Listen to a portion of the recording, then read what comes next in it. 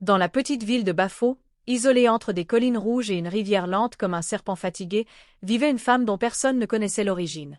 Elle s'appelait Camille, un nom qu'elle avait prononcé elle-même le jour où elle était apparue dans le village, comme tombée du ciel ou sortie d'un rêve. Les habitants se souvenaient encore de ce moment précis. Une matinée de saison sèche, sans vent, sans bruit d'oiseaux, sans rien d'extraordinaire, jusqu'à ce que la jeune femme traverse le marché comme si elle en connaissait déjà le chemin. Elle n'avait pas de valise, pas de famille, pas de compagnon, aucun animal, rien qui puisse indiquer d'où elle venait ou où elle allait. Pourtant, quelque chose en elle donnait l'impression que Bafo l'attendait depuis longtemps. Camille était une beauté rare, mais ce n'était pas seulement son visage ou son corps qui attiraient les regards, c'était son collier de hanche. Un ensemble de perles colorées, aussi fines que des grains de pluie, attachées autour de sa taille. Quand elle marchait, les perles teintaient d'un son doux, presque fragile, comme une clochette sous l'eau. Pourtant, ce son avait un pouvoir étrange. Les hommes se retournaient, interrompaient leur discussion, oubliaient leurs tâches. Certains disaient que ce tintement leur faisait battre le cœur plus vite, d'autres qu'il leur donnait l'impression de flotter. Une chose était sûre, personne ne restait indifférent. Camille vivait seule dans une petite maison au bord du village. Aucun homme ne pouvait dire qu'il avait passé une nuit complète chez elle, mais tous affirmaient l'avoir vue sourire, une ou deux fois, suffisamment pour croire qu'ils avaient leur chance. Pourtant, malgré les nombreuses invitations, Camille restait insaisissable. Elle pouvait rire avec un homme le matin, puis l'ignorer totalement l'après-midi. Elle pouvait accepter de se promener avec un autre le soir, puis disparaître pendant des jours. Le mystère alimentait le désir. Très vite, les hommes du village commencèrent à rivaliser. Certains achetaient des vêtements neufs, d'autres dépensaient leurs économies en cadeaux, d'autres encore promettaient monts et merveilles. Camille acceptait souvent les présents, mais ne donnait jamais ce que les hommes espéraient vraiment. Et surtout, elle ne laissait personne toucher son collier. Chaque fois qu'un homme tentait d'approcher sa main, elle le repoussait doucement, mais fermement. « Non, ne touche pas, » disait-elle avec un sourire calme. « Il me rend plus douce. » Et les hommes reculaient, sans comprendre pourquoi cette simple phrase les laissait sans voix. Parmi eux se trouvait Ali, le plus riche de Bafo. Il possédait les plus grands entrepôts de la région, des montagnes d'épices, des étoffes venues de très loin, des sacs d'or soigneusement scellés. Les gens le respectaient, le craignaient même, car il avait une influence considérable.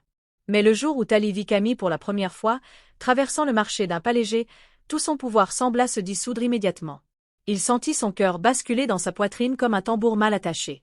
Toutes ses certitudes, toute sa fierté, toute son assurance disparurent. « Je dois la voir » murmura-t-il. Ce n'était pas un désir ordinaire, mais une obsession immédiate. Le soir même, Tali envoya à Camille des cadeaux somptueux, des colliers en or, des robes en soie rouge, des parfums rares. Elle refusa tout sans hésiter. Le lendemain, il envoya encore plus, des bracelets lourds, des bijoux incrustés de pierres brillantes. Elle refusa encore. Le troisième jour, il se déplaça en personne. « Camille, » dit-il d'une voix tremblante, « je te donnerai tout ce que tu veux. Sois à moi. » Elle le regarda longuement, comme si elle lisait quelque chose derrière ses yeux.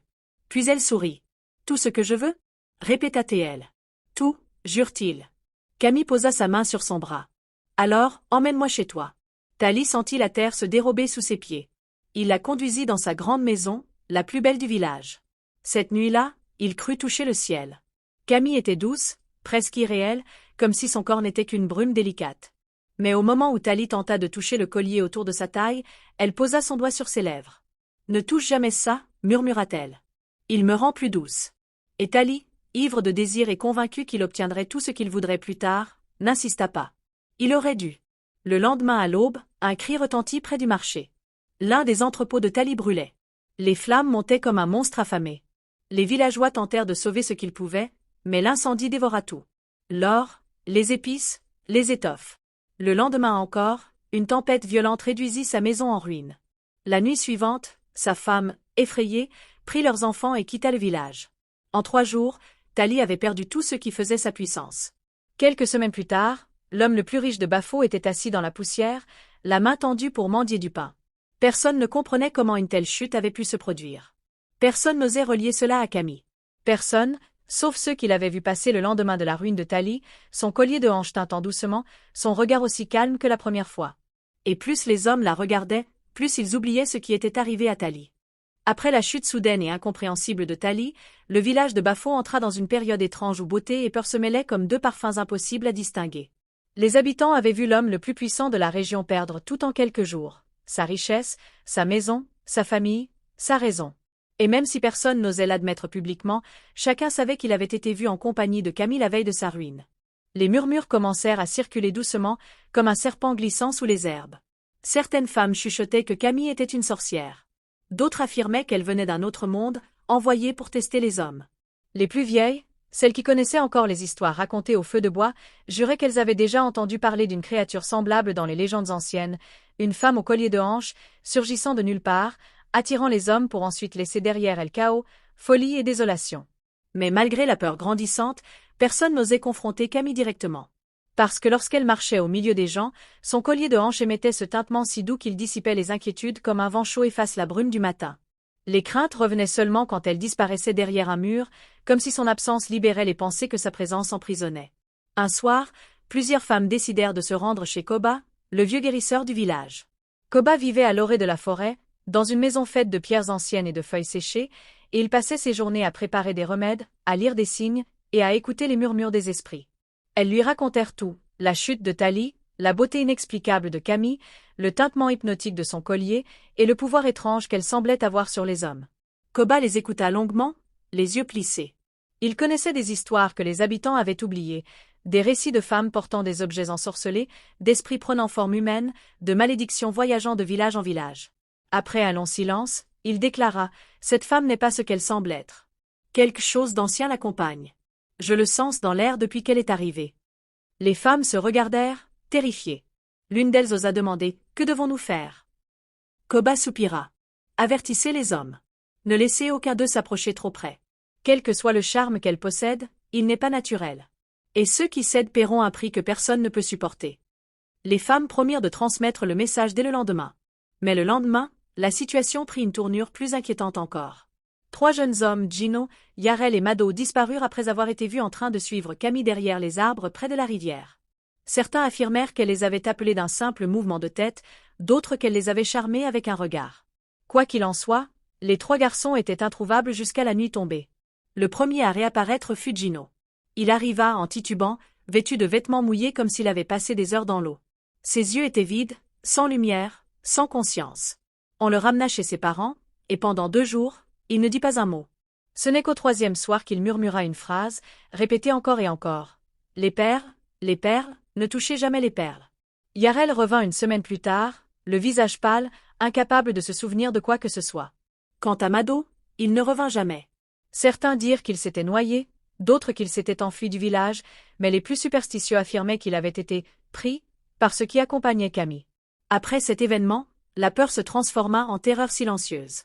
Et pourtant, malgré cette épouvante, malgré les avertissements de Koba, malgré les jeunes hommes revenus brisés, Camille continuait de marcher dans le village, toujours aussi calme, toujours aussi belle, toujours enveloppée de ce collier de hanches qui semblait chanter une mélodie irréelle. Les hommes continuaient de la regarder, même ceux qui prétendaient ne plus vouloir l'approcher. Ils disaient qu'ils ne pouvaient pas s'en empêcher. Une simple apparition de Camille suffisait à brouiller leurs pensées. Certains avouaient même qu'ils rêvaient d'elle la nuit, entendant le tintement de son collier comme un appel qu'ils ne pouvaient ignorer. Les femmes, elles, avaient peur. La tension grandissait entre elles et Camille. Certaines tentaient d'éloigner leur mari en prétextant des travaux urgents. D'autres faisaient semblant de ne pas la voir. D'autres encore priaient chaque soir pour qu'elle quitte le village.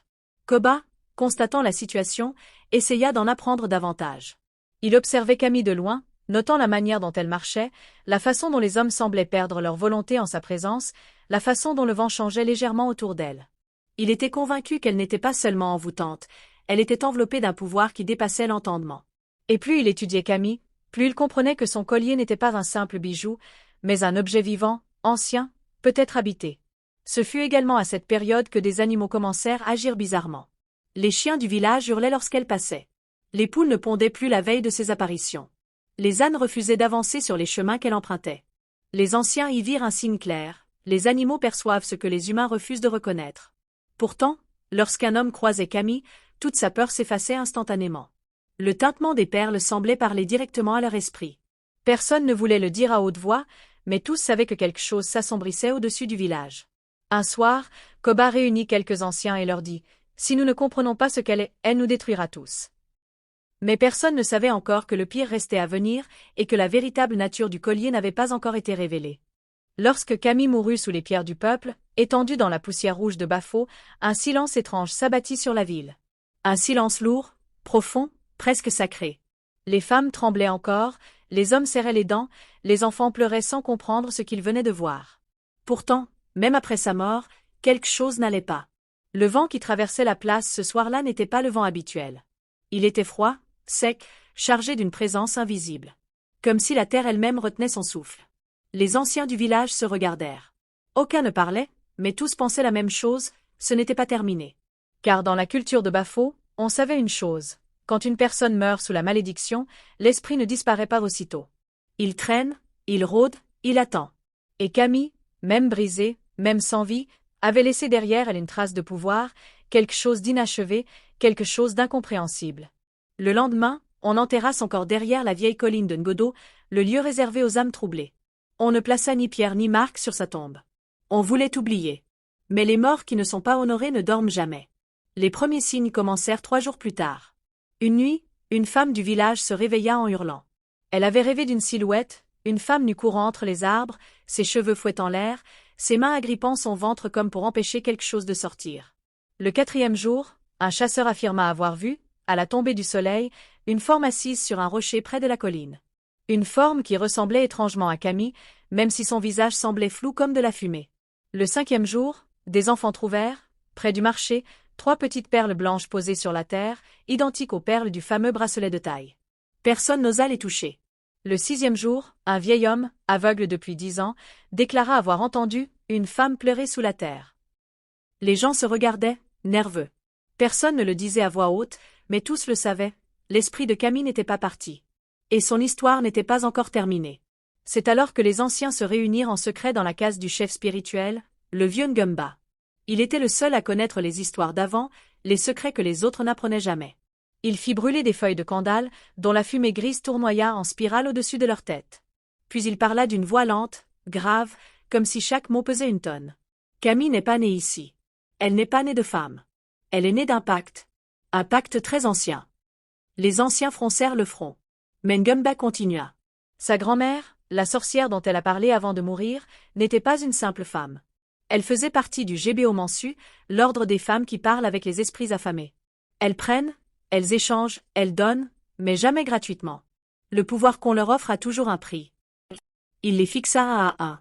Lorsque Camille a demandé richesse et puissance, elle a reçu plus que ce qu'elle comprenait. Elle n'était pas seulement bénie. Elle était habitée. Tous frissonnèrent. Ngumba inspira profondément et ajouta « Le bracelet de taille, ce n'était pas un bijou. C'était une prison. Une cage pour l'esprit qu'elle portait dans son ventre. Un esprit avide, affamé, ancien. Tant que le bracelet restait intact, l'esprit obéissait. Il prenait, il siphonnait, il détruisait, mais il restait contrôlé. Puis sa voix s'assombrit encore. Mais lorsqu'on a brisé les perles, on a libéré quelque chose. Les anciens comprirent alors une vérité plus terrible encore que les malédictions de Camille, ce n'était pas elle la source du mal. Elle n'avait été qu'un passage, un récipient, une enveloppe.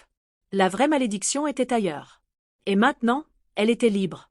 Pendant ce temps, à l'autre bout de Bafo, Bulma, l'homme qui avait brisé les perles, commençait lui-même à sentir quelque chose de nouveau, quelque chose qu'il ne comprenait pas. La première nuit après la mort de Camille, il rêva d'elle. Pas comme les autres hommes l'avaient vue, belle et lumineuse, mais différente. Son visage était sombre, son regard brûlant, ses mains griffues comme celles d'une bête. Elle l'appelait par son nom. Bulma, Bulma. La deuxième nuit, il rêva qu'elle lui montait dessus, l'écrasant, soufflant dans son oreille un chant ancien, un chant qu'aucun humain ne devrait entendre. La troisième nuit, il ne dormit pas du tout, un froid étrange parcourait sa maison, les flammes des lampes dansaient même sans vent, et chaque fois qu'il fermait les yeux, il sentait une présence derrière lui. L'esprit qu'il avait libéré ne l'avait pas oublié. Et surtout, il n'avait pas pardonné. Une semaine après la mort de Camille, Bulma devint officiellement fou. Il errait dans les rues en criant des choses que personne ne comprenait. Il parlait d'une ombre qui le suivait, d'une femme sans peau, d'un bébé fait de fumée et de noirceur, qui rampait derrière lui en riant. Les enfants couraient se cacher lorsqu'ils le voyaient. Les femmes fermaient leurs portes. Les hommes secouaient la tête. Certains disaient « c'est sa punition. Il a tué celle qui ne devait pas mourir. » D'autres murmuraient « il a brisé un pacte qu'il ne comprenait pas. Maintenant c'est lui la prochaine victime. » Mais dans les maisons, la nuit, au coin du feu, les anciens racontaient une toute autre version, beaucoup plus inquiétante. L'esprit n'a pas encore choisi son nouvel hôte. Mais il en aura un. Toujours. Il en faut toujours un. Les perles sont brisées, la fin est libre. Et quelqu'un, quelque part à Bafo, sera le prochain. Et ce quelqu'un n'avait encore aucune idée de ce qui allait lui arriver. Les jours suivant la libération de l'esprit ancien furent marqués par un silence lourd à Bafo, un calme trompeur qui cachait une agitation invisible. Les habitants reprenaient leurs activités quotidiennes, mais chacun sentait que quelque chose s'était déplacé dans l'air, quelque chose de plus ancien et plus affamé que Camille elle-même. Les marchés étaient fréquentés, les enfants jouaient, mais un frisson parcourait parfois les nuques, et certaines nuits, le vent portait un murmure que personne ne pouvait identifier. Bulma, maintenant complètement dérangé, n'était plus que l'ombre de l'homme qu'il avait été. Ses cris déchiraient le silence nocturne et faisaient trembler les portes. Certains disaient qu'il parlait à une voix que personne d'autre n'entendait, d'autres affirmaient l'avoir vu disparaître dans les bois, suivi par une silhouette noire et changeante qui ondulait comme de la fumée. Chaque jour qui passait, la peur s'installait davantage dans Bafo, et la légende de Camille se transformait en avertissement sur le pouvoir incontrôlé des esprits liés aux perles de taille.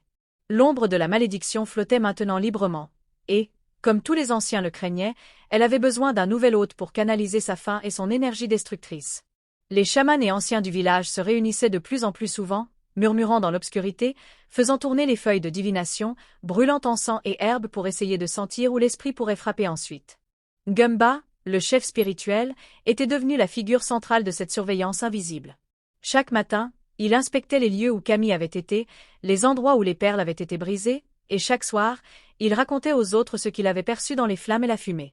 Il savait que la malédiction ne se contenterait pas de punir un seul homme ou une seule famille. Elle choisirait son nouvel hôte de manière imprévisible, testant la force, la faiblesse, le désir et la cupidité. Et les premiers signes de cette quête commencèrent à apparaître lorsque de petites disparitions se produisirent dans le village. D'abord, un poulet ici, un panier de fruits là, puis un jeune garçon rapporta avoir vu une ombre noire glisser le long des murs de sa maison, ses yeux brillants comme du charbon en feu.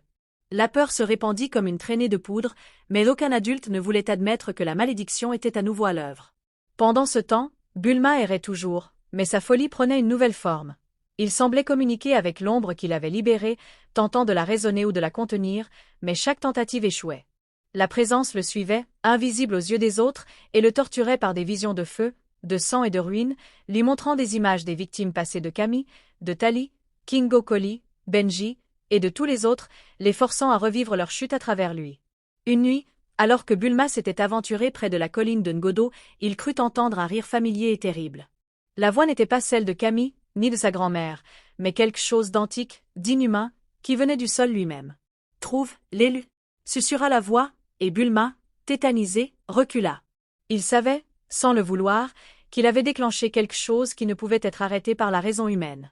Pendant ce temps, les habitants commencèrent à remarquer des changements subtils chez certains jeunes hommes et jeunes femmes du village. Certains devinrent étrangement silencieux, d'autres semblaient porter un poids invisible sur leurs épaules, et certains prétendaient entendre des murmures lorsqu'ils étaient seuls. Ces signes indiquaient que l'esprit cherchait, sondait les âmes disponibles, testait leur vulnérabilité, et observait qui pourrait devenir le prochain réceptacle de son pouvoir. Gumba sentit l'intensité croître. Dans une cérémonie secrète, il se rendit sur le marché où Camille avait été aperçue vivante pour la dernière fois, et traça des symboles anciens dans la poussière, brûlant des herbes pour attirer l'esprit et essayer de comprendre sa prochaine cible. Mais l'esprit, désormais libéré de toute contrainte, se montra rusé et imprévisible. Il ne répondait pas aux appels, se contentant de jouer dans l'ombre, provoquant de petites catastrophes ici et là, des récoltes brûlées, des animaux morts sans raison, des rivières boueuses après la pluie, et le vent transportant de légers murmures comme des avertissements. La peur commençait à déchirer le tissu social de Bafo. Les hommes, autrefois si fiers, se méfiaient de leurs propres désirs, et les femmes, bien que prudentes, craignaient que l'esprit ne puisse frapper quiconque. La tension monta encore lorsque Ngumba annonça qu'il avait identifié plusieurs individus particulièrement susceptibles à l'emprise de l'esprit, parmi eux des personnes connues pour leur avidité, leur arrogance ou leur égoïsme. Le conseil spirituel décida alors de créer un plan pour protéger le village, marquer certains lieux avec des talismans, interdire certaines pratiques qui pouvaient attirer l'esprit, et instruire les habitants sur la prudence, sans toutefois révéler toute la vérité pour ne pas semer la panique. Cependant, l'ombre avait ses propres desseins. Une nuit, elle choisit un enfant orphelin, fragile et solitaire, qui n'avait ni père ni mère, ni protection spirituelle. L'esprit se glissa autour de lui, le tentant avec des visions de richesse et de pouvoir, un miroir cruel des désirs qui avaient consumé Camille autrefois. L'enfant, effrayé et confus, pleurait, mais l'esprit persistait, insinuant son influence dans ses rêves, dans ses pas, dans ses gestes. Ngumba et les anciens furent alertés par des visions dans les flammes, et, Comprenant la gravité, ils intervinrent juste à temps pour créer un cercle de protection autour de l'enfant, récitant des incantations ancestrales pour repousser l'esprit temporairement. Mais ils savaient que ce n'était qu'une mesure provisoire. L'esprit, patient et intelligent, continuerait sa quête. Il chercherait un hôte plus fort, plus vulnérable ou plus tentant. Bafo, désormais éveillé à la présence invisible qui rôdait autour d'eux, se transforma en un lieu de vigilance constante, où chaque bruit, chaque ombre, chaque mouvement pouvait être un signe que l'esprit était proche. La ville entière apprit à vivre avec la peur, à respecter les anciens et leurs rituels, et à se méfier de ce qui semblait normal. Et dans cette atmosphère tendue, l'histoire de Camille, qui avait commencé comme une femme magnifique et fatale, se transformait en légende de l'ombre et de la survie, un avertissement que le pouvoir, la cupidité et la malédiction peuvent se prolonger au-delà de la mort, et qu'aucun cœur, aussi fort ou pur soit-il, n'est jamais complètement à l'abri. Les jours s'écoulaient, mais l'esprit attendait, invisible et affamé, et Bafo ne serait plus jamais la même ville. Les hommes et les femmes savaient désormais qu'un équilibre fragile régnait entre ce qui est vu et ce qui reste caché, et que même après la fin apparente de Camille, une force plus ancienne et plus sombre continuait de guider le destin du village, prête à frapper lorsque l'ombre choisirait son prochain hôte.